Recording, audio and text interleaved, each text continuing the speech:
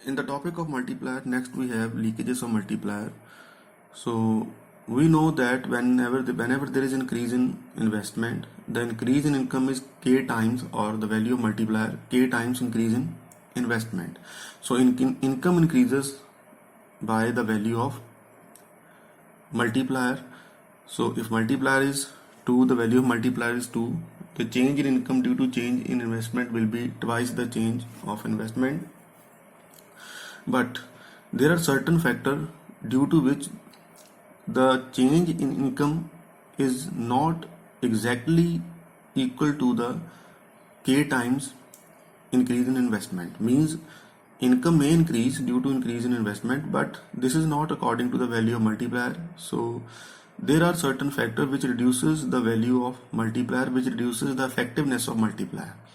कि जिन्ने ਆਮਦਨ ਵਧਣੀ ਚਾਹੀਦੀ ਉਨੀ ਨਹੀਂ ਵੱਧਦੀ, ਉਸ ਤੋਂ ਕੁਝ ਘੱਟ ਹੀ ਵੱਧਦੀ ਹੈ, ਜੋ ਕੇ ਦੀ ਵੈਲਿਊ ਹੈ ਉਸ ਦੇ ਅਨੁਸਾਰ ਨਹੀਂ ਵੱਧਦੀ। ਤੇ ਇਸ ਤਰ੍ਹਾਂ ਕਿਉਂ ਹੁੰਦਾ ਹੈ ਕਿ ਉਹ ਕਿਹੜੇ ਤੱਤ ਹਨ ਜਿਨ੍ਹਾਂ ਕਰਕੇ ਗੁਣਕ ਦਾ ਜੋ ਅਸਰ ਹੈ ਉਹ ਘਟਦਾ ਹੈ ਜਾਂ ਉਹ ਉਨਾ ਇਫੈਕਟਿਵ ਨਹੀਂ ਰਹਿੰਦਾ ਜਿੰਨਾ ਕਿ ਹੋਣਾ ਚਾਹੀਦਾ ਹੈ। So these are called leakages of multiplier. Some important leakages responsible for lowering the value of multiplier are as follow ਕਿ ਉਹ ਤੱਤ ਜਿਨ੍ਹਾਂ ਕਰਕੇ ਜਿਹੜੇ ਕਿ ਗੁਣਕ ਦੀ ਜੋ ਮੁੱਲ ਹੈ ਉਸ ਨੂੰ ਘਟਾਉਂਦੇ ਹਨ ਉਸ ਦੇ ਲਈ ਜ਼ਿੰਮੇਵਾਰ ਹਨ, ਉਹ ਕਿਹੜੇ ਹਨ? Let us C the factors which are responsible for lowering the value of multiplier due to which multiplier is not that effective. Now first is idle saving. Some part of the increased income goes out of circulation in the form of idle saving. Now please note, in the process of multiplier, as we have observed that expenditure by one is the income of the other. So it means whatever increase in income takes place, it depends upon the expenditure by the other on consumption. Now if some part of increased income goes out of circulation in form of idle saving, it means when income has increased, some part of it has gone into idle saving which are not converted into investment further. It is an important leakage. Idle saving leads to equivalent fall in marginal propensity to consume.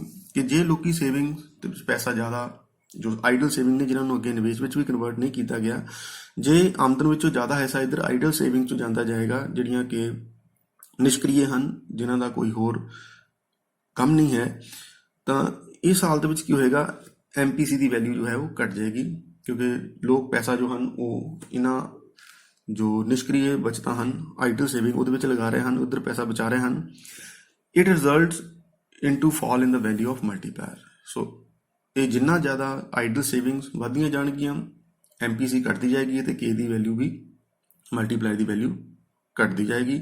ਸੋ ਇਸ ਕਰਕੇ ਸਭ ਤੋਂ ਪਹਿਲਾਂ ਹਿਸਾਬ ਤਾਂ ਇਹ ਹੈ ਕਿ ਜੋ ਆਮਦਨ ਵਧੀ ਹੈ ਉਹਦੇ ਵਿੱਚੋਂ ਕਿੰਨਾ ਕੁ ਪੈਸਾ ਜੋ ਹੈ ਉਹ ਇਸ ਤਰ੍ਹਾਂ ਦੀਆਂ ਬਚਤਾਂ ਵਿੱਚ ਜਾ ਰਿਹਾ ਹੈ, ਜਿਹਨੂੰ ਆਪਾਂ ਆਈਡਲ ਸੇਵਿੰਗ ਕਹਿ ਰਹੇ ਹਾਂ। ਸੋ ਜਿੰਨਾ ਜ਼ਿਆਦਾ ਇਹ ਪੈਸਾ ਇੱਧਰ ਜਾਂਦਾ ਜਾਏਗਾ, ਗੁਣਕ ਦਾ ਅਸਰ ਉਨਾ ਹੀ ਘੱਟ ਹੁੰਦਾ ਜਾਏਗਾ।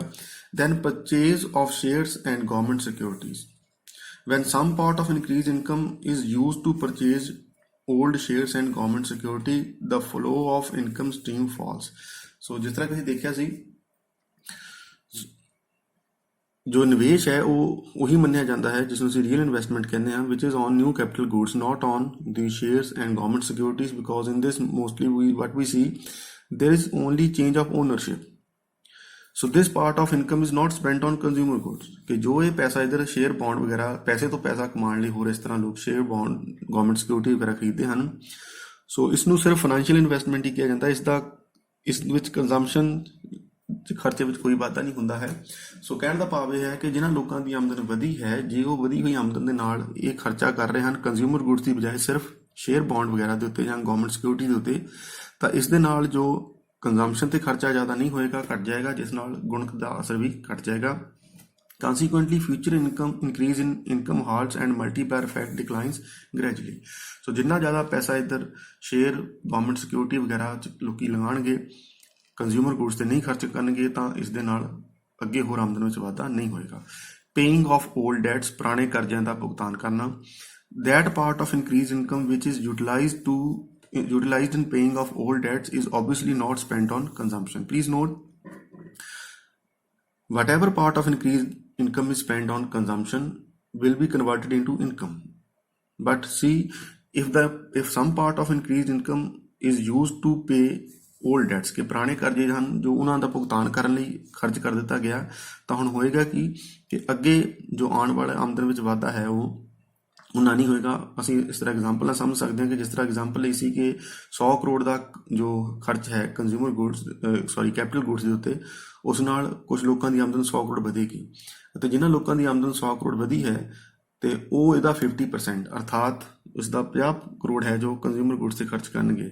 ਪਰੰਤੂ ਇੱਥੇ ਜੇ ਅਸੀਂ ਐਗਜ਼ਾਮਪਲ ਨੂੰ ਇਸ ਤਰ੍ਹਾਂ ਦੇਖ ਲਈਏ ਕਿ ਜਿਨ੍ਹਾਂ ਲੋਕਾਂ ਦੀ ਆਮਦਨ 100 ਕਰੋੜ ਵਧੀ ਸੀ ਕੈਪੀਟਲ ਗੁਡਸ ਵੇਚ ਕੇ, ਉਹਨਾਂ ਨੇ ਉਸ 100 ਕਰੋੜ ਦੇ ਵਿੱਚੋਂ ਜੋ 20 ਕਰੋੜ ਹੈ ਉਹ ਪੁਰਾਣੇ ਕਰਜ਼ਿਆਂ ਨੂੰ ਉਤਾਰਨ ਵਿੱਚ ਲਗਾਤਾ। Now it means if rupees 20 crore is spent on paying old debts, it means now the part of income left for consumption is not 100 crore, it is 80 crore. Now out of this 80 crore, 50% means only 40 crore will be spent on consumer goods, and this will lead to an increase of 40 crore in income, not 50। ਕਿ ਜਿਸ ਤਰ੍ਹਾਂ ਆਪਾਂ ਪਿਛਲੀ example ਵਿੱਚ ਦੇਖਿਆ ਸੀ ਕਿ ਜੇਕਰ ਇੱਕ ਵਾਰੀ ਇੱਥੇ ਆਮਦਨ ਵਿੱਚ ਵਾਧਾ ਜੋ ਹੈ ਅਸੀਂ ਦੇਖ ਸਕਦੇ ਹਾਂ 100 ਕਰੋੜ ਦਾ ਖਰਚਾ, 100 ਕਰੋੜ ਦੀ ਆਮਦਨ, ਇਸ ਵਿੱਚੋਂ 50 ਕਰੋੜ ਜੋ ਹੈ ਕੰਜ਼ਿਊਮਰ ਗੁਡਸ ਤੇ ਖਰਚਿਆ ਜਾਏਗਾ। ਪਰ ਜੇ 100 ਦੇ ਵਿੱਚੋਂ ਜੋ ਆਮਦਨ ਵਧੀ ਹੈ 20 ਕਰੋੜ ਖਰਚ ਕਰ ਦਿੱਤਾ ਗਿਆ ਹੈ ਪੁਰਾਣੇ ਕਰਜ਼ਿਆਂ ਦੇ ਭੁਗਤਾਨ ਤੇ, ਤਾਂ ਇਹ ਜੋ ਇਸ ਵਿੱਚ ਜੋ ਖਰਚਯੋਗ ਬਚੇਗੀ ਆਮਦਨ ਉਹ ਹੈ 80 ਕਰੋੜ। ਸੋ ਇਸ 80 ਦਾ ਫਿਰ 50% 40 ਕਰੋੜ, ਤੇ out of this then this 40 crore will expenditure of consumer goods will become income in the second round. So income, instead of increasing to 50 crore, will increase only by 40 crore because 20 crore has been spent on paying old debts. ਸੋ ਜੇ ਪੁਰਾਣੇ ਕਰਜ਼ਿਆਂ ਦੇ ਭੁਗਤਾਨ ਤੇ ਜਿੰਨਾ ਪੈਸਾ ਲਗਾਉਂਦੇ ਜਾਵਾਂਗੇ ਤਾਂ ਉਸ ਦੇ ਵਿੱਚ ਅੱਗੇ ਆਮਦਨ ਵਿੱਚ ਹੋਰ ਜ਼ਿਆਦਾ ਵਾਧਾ ਉਨਾ ਨਹੀਂ ਹੋਏਗਾ ਜਿੰਨਾ ਕਿ ਮਲਟੀਪਲਾਇਰ ਦੇ ਹਿਸਾਬ ਨਾਲ ਹੋਣਾ ਚਾਹੀਦਾ ਸੀ। ਦੈਨ ਇੰਪੋਰਟ, ਆਯਾਤ। Import constitutes yet another leakage from the system. Money goes out of the system equivalent to the value of import.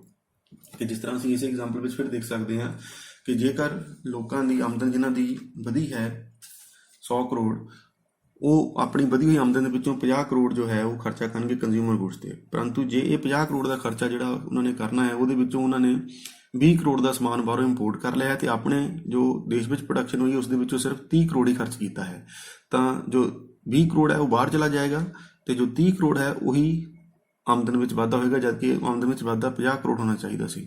So what ever amount out of increased income is spent on import or imported goods, that goes out of the system, and the increase in income is not that much as it would have been otherwise।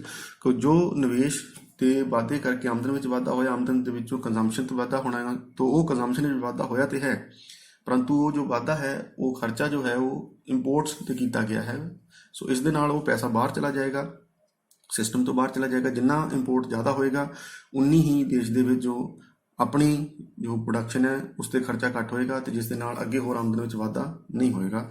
So hence the size of multiplier is reduce due to increase in import. So ਜਿੰਨਾ import ਜ਼ਿਆਦਾ ਹੋਏਗਾ ਉਨਾ ਹੀ multiplier ਦੀ value ਜੋ ਹੈ ਘਟ ਜਾਏਗੀ।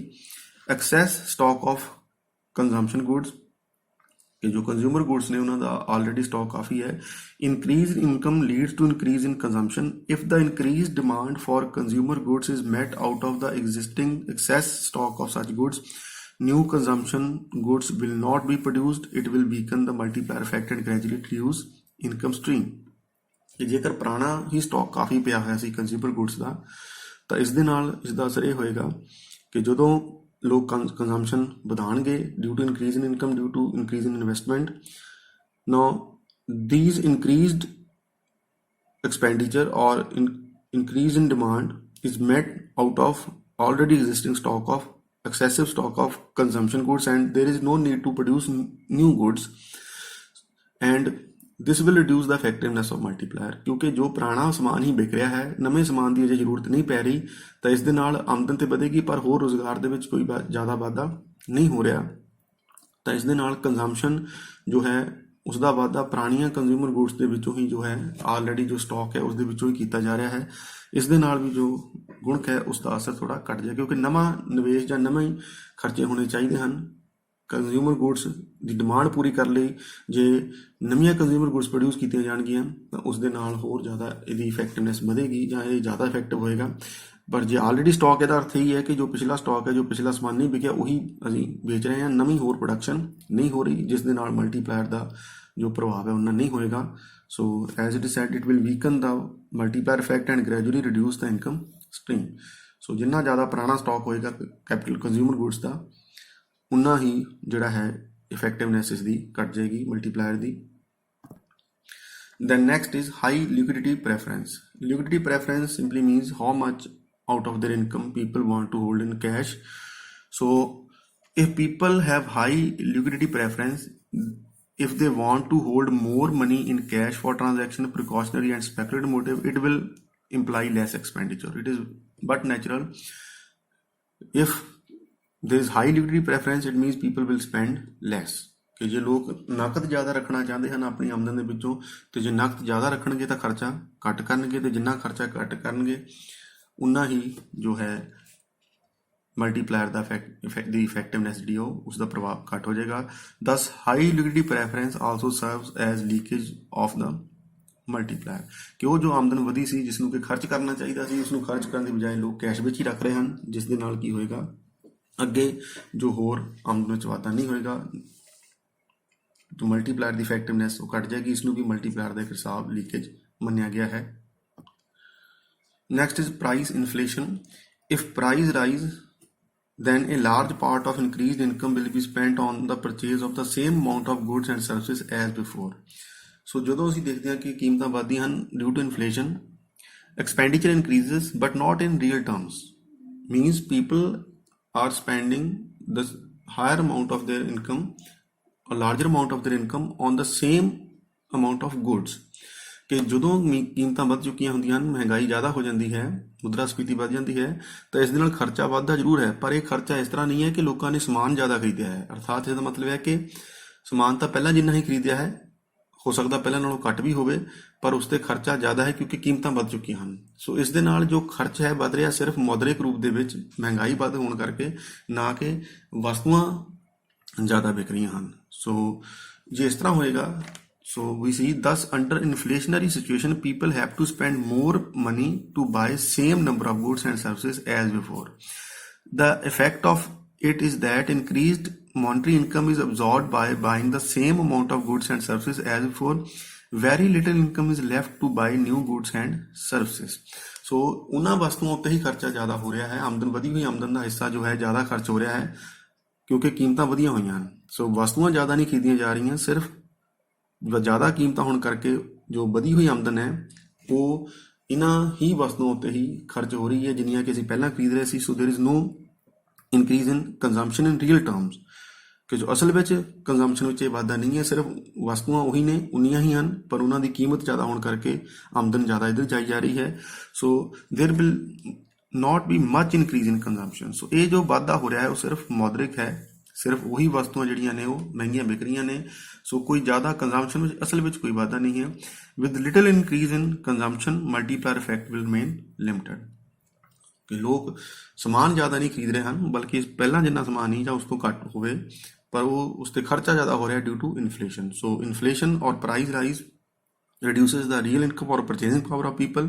They will not spend, or they may spend the same amount of income or more amount of income, but only in form of increased prices. So ਜੋ ਇਹ ਖਰਚਾ ਵੱਧ ਰਿਹਾ ਹੈ ਉਹ ਖਰਚਾ ਸਿਰਫ ਮੁਦਰਾ ਦੇ ਰੂਪ ਵਿੱਚ ਹੀ ਵਧਿਆ ਹੈ, ਵਸਤੂਆਂ ਜ਼ਿਆਦਾ ਨਹੀਂ ਖਰੀਦੀਆਂ ਜਾ ਰਹੀਆਂ ਕਿਉਂਕਿ ਕੀਮਤਾਂ ਵਧੀਆਂ ਹੋਈਆਂ ਹਨ। ਸੋ ਇਸ ਨੂੰ ਵੀ ਇਸ ਦਾ ਇੱਕ ਹਿਸਾਬ ਮੰਨਿਆ ਜਾ ਸਕਦਾ ਹੈ, ਕਿਉਂਕਿ ਇਸ ਨਾਲ ਅਸਲ ਖਰਚ ਵਿੱਚ ਵਾਧਾ ਨਹੀਂ ਹੋ ਰਿਹਾ, ਲੋਕਾਂ ਦੀ ਆਮਦਨ ਜੋ ਹੈ ਉਹ ਖਰਚ ਹੋ ਰਹੀ ਹੈ ਕਿਉਂਕਿ ਜ਼ਿਆਦਾ ਖਰਚ ਹੋ ਰਹੀ ਹੈ ਕਿਉਂਕਿ ਕੀਮਤਾਂ ਵਧੀਆਂ ਹੋਈਆਂ ਹਨ। ਤਾਂ ਇਸ ਦਾ ਬੁਰਾ ਪ੍ਰਭਾਵ ਹੋਏਗਾ ਕੰਜ਼ੰਪਸ਼ਨ ਦੇ ਉੱਤੇ, ਜਿਸ ਦੇ ਨਾਲ ਜੋ ਮਲਟੀਪਲਾਇਰ ਹੈ ਉਸ ਦਾ ਅਸਰ ਘੱਟ ਜਾਏਗਾ, ਉਹ ਵੀ ਲਿਮਟਿਡ ਹੋ ਜਾਏਗਾ। Then taxation system.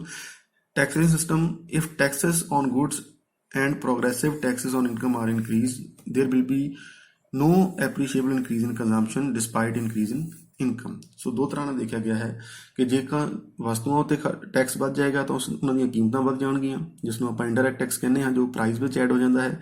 ਤੇ ਦੂਸਰੇ ਪਾਸੇ ਜੋ ਇਨਕਮ ਟੈਕਸ ਜੇ progressive means higher the income higher will be the tax rate, ਕਿ ਜਿੰਨੀ ਆਮਦਨ ਵਧੇਗੀ ਟੈਕਸ ਰੇਟ ਜ਼ਿਆਦਾ, ਤੇ ਅਸੀਂ ਜਾਣਦੇ ਹਾਂ ਕਿ ਜਿੰਨਾ ਟੈਕਸ ਰੇਟ ਵੱਧ ਜਾਏਗਾ ਉਨਾ ਹੀ ਜ਼ਿਆਦਾ ਹਿੱਸਾ ਆਮਦਨ ਦੇ ਵਿੱਚੋਂ ਚਲਾ ਜਾਏਗਾ ਜਿਸ ਨੂੰ ਖਰਚ ਨਹੀਂ ਕੀਤਾ ਜਾ ਸਕਦਾ ਹੈ। ਸੋ ਜਿਸ ਤਰ੍ਹਾਂ ਅਸੀਂ ਕਿਹਾ ਸੀ ਕਿ ਕੰਜ਼ੰਪਸ਼ਨ ਡਿਪੈਂਡ ਕਰਦੀ ਹੈ ਡਿਸਪੋਜ਼ੇਬਲ ਇਨਕਮ ਤੇ। So this consumption is function of disposable income actually, ਕਿ ਉਹ ਆਮਦਨ ਜੋ ਖਰਚਣ ਲਈ ਬਚਦੀ ਹੈ ਆਫਟਰ ਡਿਡਕਟਿੰਗ ਆਲ ਟੈਕਸਿਸ।